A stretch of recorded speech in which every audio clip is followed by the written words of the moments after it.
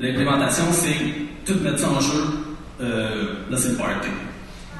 Là on s'y met, on passe du plan à la réalité, on invite nos amis, on en fait un événement, on se pète un trip.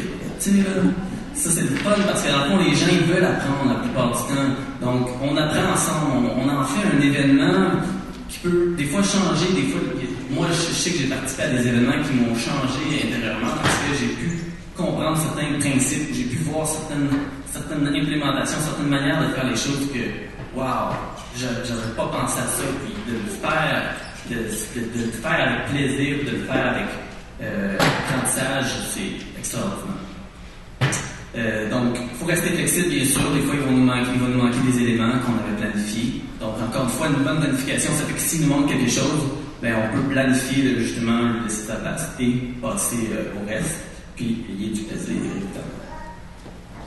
Donc ici on regarde une petite avant-cour de banlieue, un petit peu plate, du gazon. Et là on travaille ça, on invite nos amis, on fait un dessin, on met un petit drapeau, tout le monde a une pelle, pas tout le monde peut-être, mais en tout cas la plupart ont une pelle. Puis là on creuse, on prépare ici à ma gauche, c'est un A-frame. On se poursuivre l'espace, poursuivre les courbes du terrain pour être sûr que dans le fond, l'eau va suivre l'espace. Et puis ici, ce qu'on est en train de faire, c'est un canal pour prendre l'eau qui tombe du toit de la maison, puis les garder le plus longtemps sur le terrain. Parce que présentement, ce qu'on fait quand l'eau sort, on essaie d'envoyer le plus rapidement aux égouts. Là, des égouts, ça s'envoie à l'usine de filtration, là, ça nous coûte plein d'argent. Filtrer de l'eau qui, dans le fond, aurait pu nous servir. Là, qu'est-ce qu'on fait? On sort notre rose pour arroser notre jardin. Quand, au fond, on aurait pu avoir l'eau qui reste sur notre terrain, récupérée dans un bac ou simplement récupérée dans la terre, qui est le meilleur endroit. Donc, une fois le travail commencé, on se retrouve déjà avec un bel espace ici. On voit juste en avant, c'est, dans le fond, un endroit où est-ce que l'eau va être récupérée puis elle va s'infiltrer dans le sol. Et puis, ultimement, avec le temps, le jardin prend sa place, puis la végétation s'installe. Ça devient un petit paradis. Je veux dire, moi, je regarde ça, puis je trouve ça bien plus beau qu'un grand cours avec juste du gazon. Bon. J'ai rien contre le gazon, pour ceux qui aiment vraiment ça, mais ultimement, ça devient un endroit, ça devient une chambre extérieure, comme je vous disais tantôt, on s'y installe, on peut aller lire, on peut simplement y contempler la nature.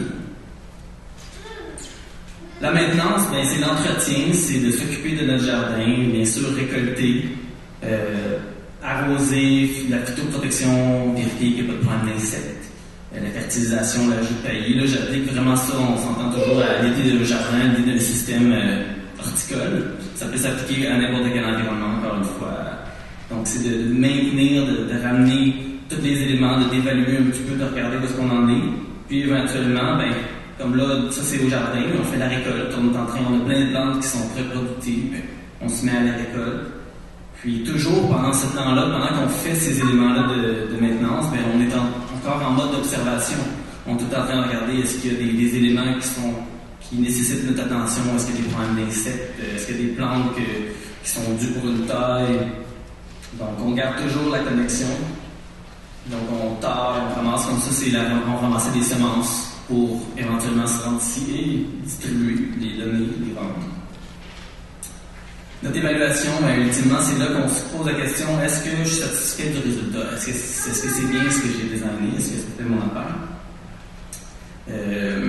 Mon analyse que j'avais fait au début, est-ce qu'elle était valide? Est-ce qu'il manque quelque chose? Est-ce que j'ai atteint mes buts? Ça permet de se poser la question, mes buts étaient-ils réalistes? On se les posait à un certain moment. Là, est-ce que je les ai atteints, ces buts-là? Qu'est-ce qui fonctionne bien? Qu'est-ce qui ne fonctionne pas? Quelle est la suite? Parce que c'est jamais vraiment terminé, puisqu'on revient éventuellement au début. Puis, si votre résultat c'est une bonne récolte, puis que c'est décidé dans vos objectifs, vous tapez dans le dos, vous donnez une petite claque dans le dos, puis c'est un bon début. Il faut voir ensuite les autres éléments. De fait, on va juste regarder le système linéaire de consommation. C'est important. Ça, c'est notre système linéaire. On a des ressources naturelles au début. On a ensuite une usine qui transforme, une grosse compagnie comme un Mart qui commence avec un W. Puis ensuite, la petite maison où est-ce que nous on consomme. Puis l'usine, ultimement, qui nous débarrasse de ça, ni vu ni connu, principe. Mais ce système-là, il y a quelque chose qui marche vraiment pas dedans.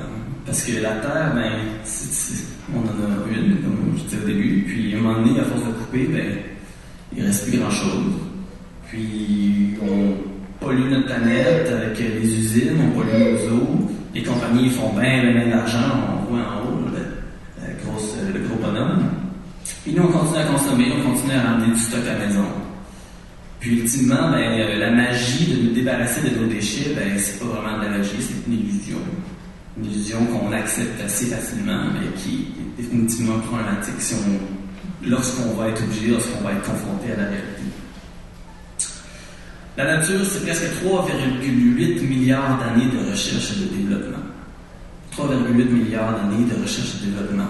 Nous, on fait des choses, si on fait de la recherche et de développement pendant une couple d'années, hein, on est bien content, on a prouvé que tout va bien. Yeah. C'est des espèces vivantes qui sont parfaitement adaptées à leur environnement.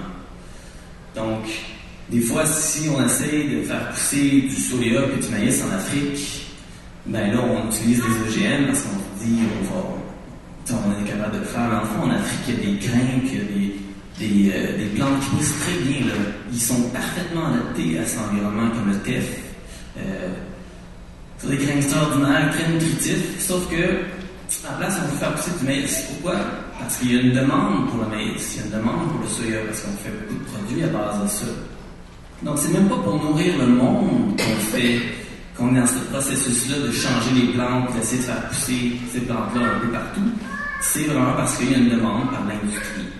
Puis, pour ça que j'encourage les gens à essayer des nouveaux végétaux, essayer des choses de fun, essayer, voir qu'est-ce qui pousse par chez vous. Des plantes locales, évidemment, des plantes qui poussent déjà très bien au Québec.